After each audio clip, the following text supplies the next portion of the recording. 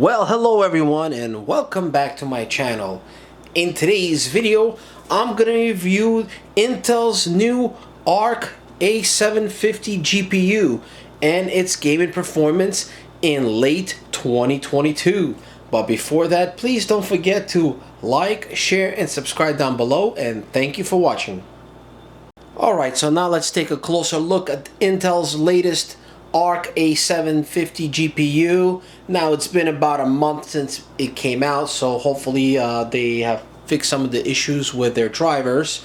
We're gonna take a look at that as well. So my first impression of this GPU is I think it's an excellent quality, and it's really got good weight to it. It's very sleek and simple looking.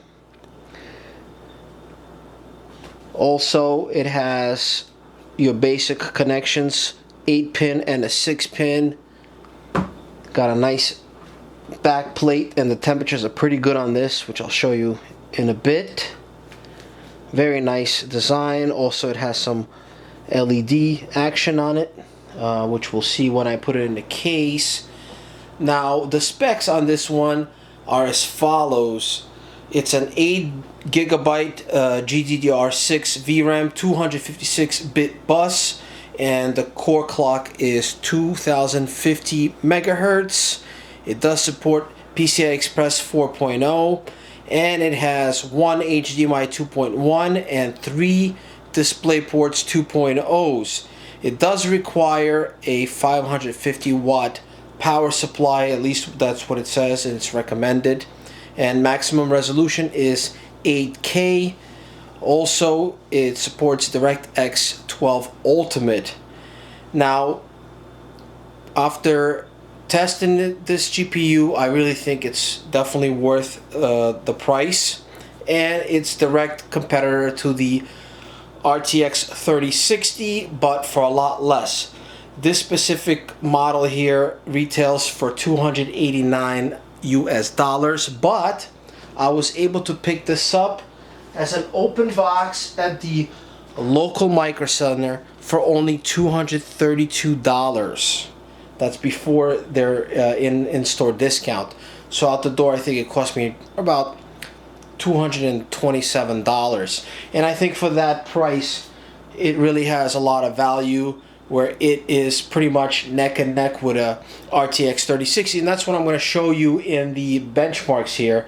And then right now I'm also going to go over the system platform that I'll be using to test out this GPU, as well as we're going to take a look at the Intel website and take a look how easy it is to get the driver, which should be pretty basic, just like AMD and Intel. Alright, so without further ado, let's jump into the system specs.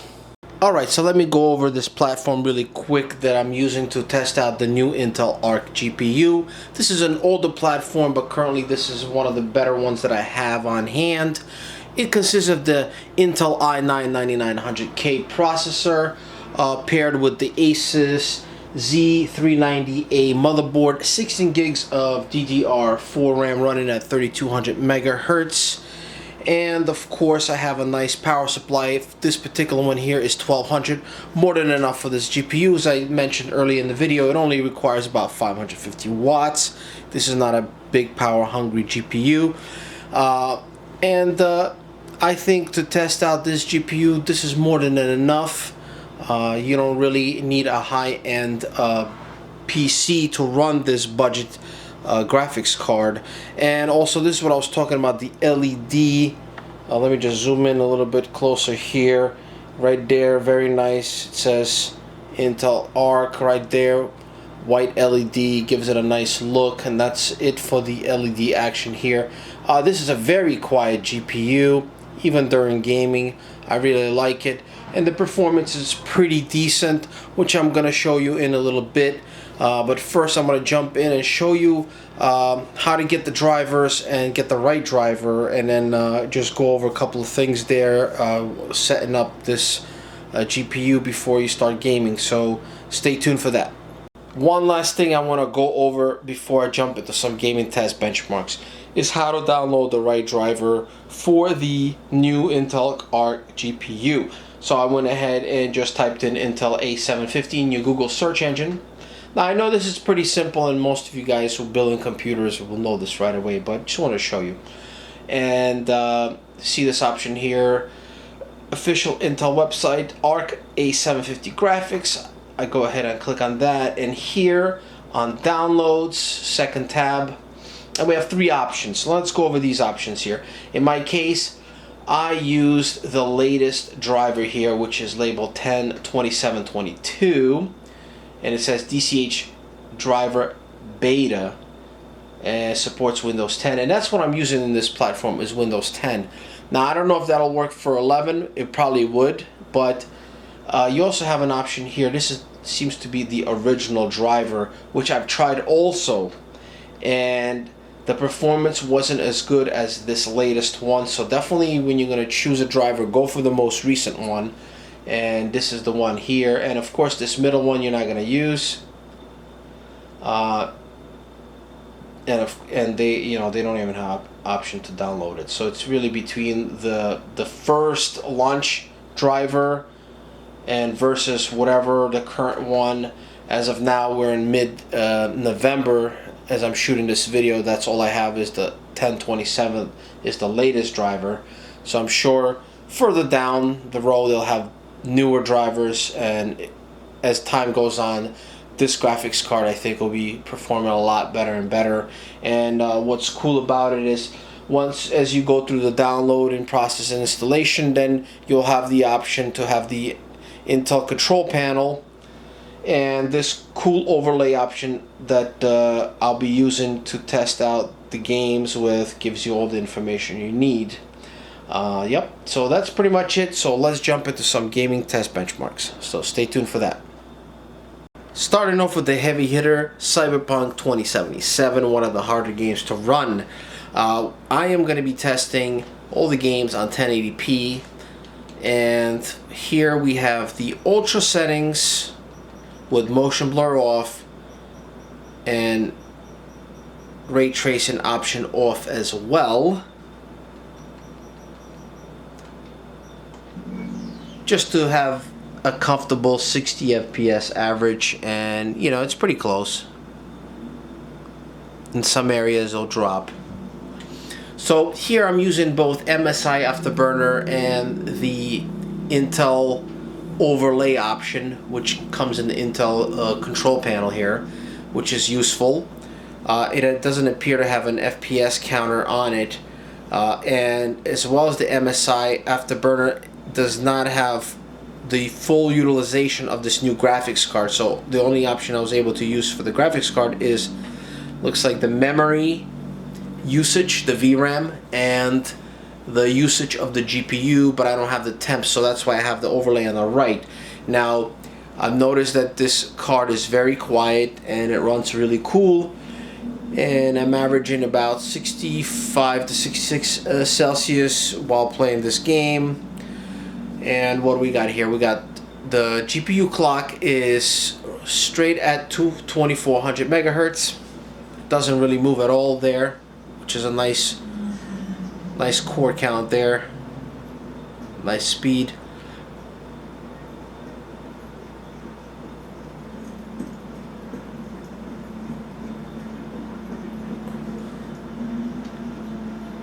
And as you can see, we're averaging about 60 FPS. This game is still hard to run, so don't expect crazy FPS, but at least you could run this game, as you could see, on Ultra with good FPS.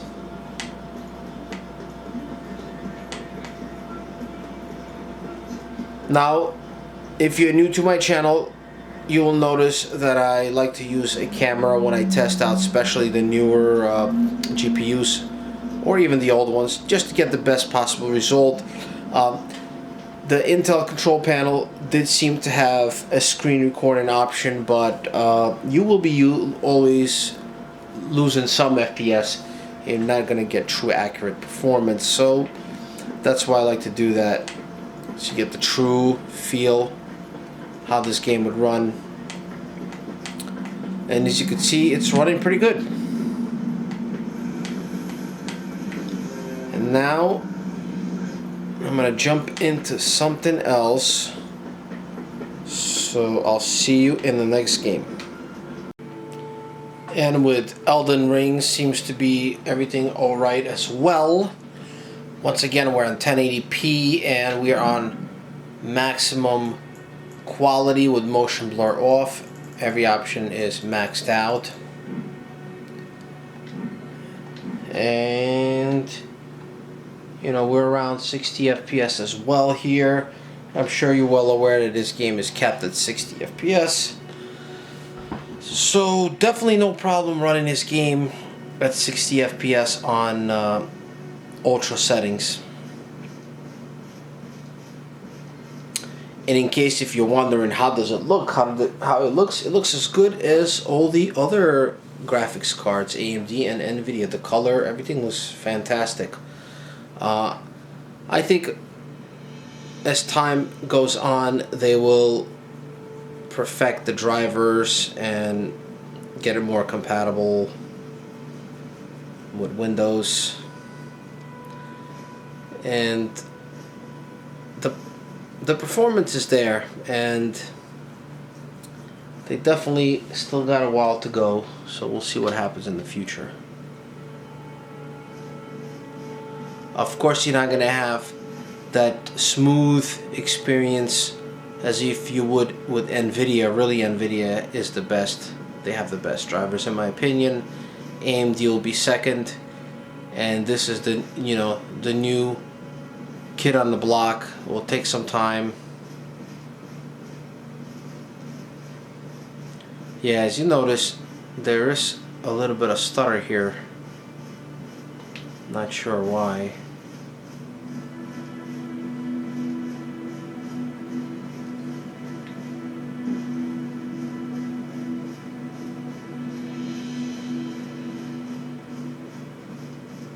Maybe the settings are a little too high for this, but we're gonna keep it on ultra.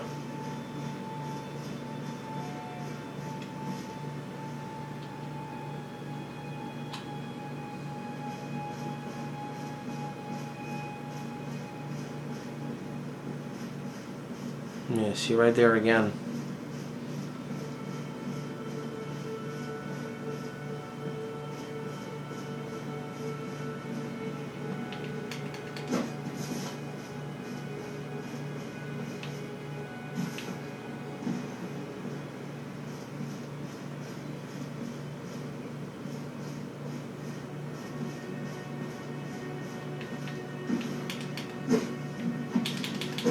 Ooh, got him.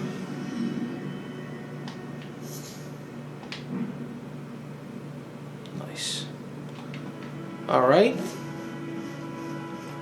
Let's do one more game and we'll have our conclusion. So finally I'm going to wrap up this video with Hitman 3, and it's performing quite well here. I am once again on 1080p ultra settings, and the game is running pretty good. So what is the conclusion?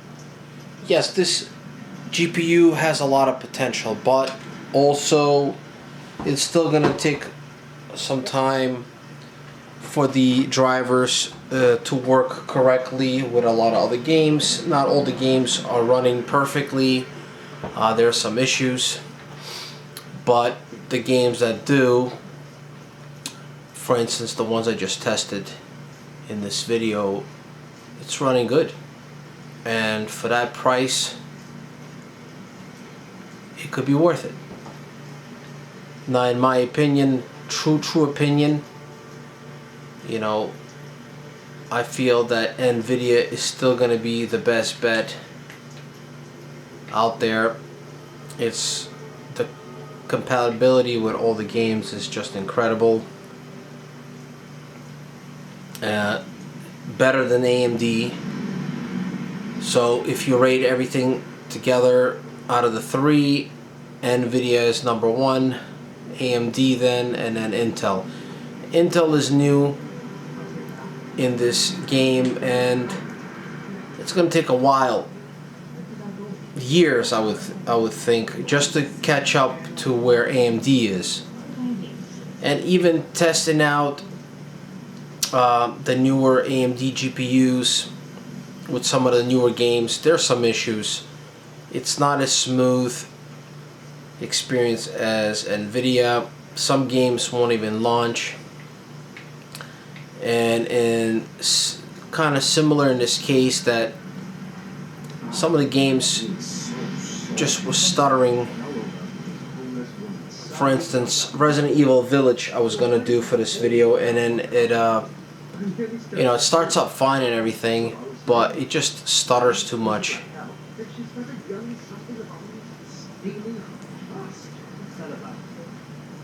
We'll see what happens in the future.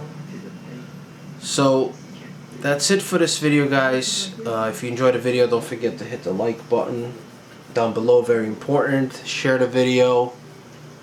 Let me know what you think. Leave some comments down below, and I'll see you guys in the next video. So goodbye.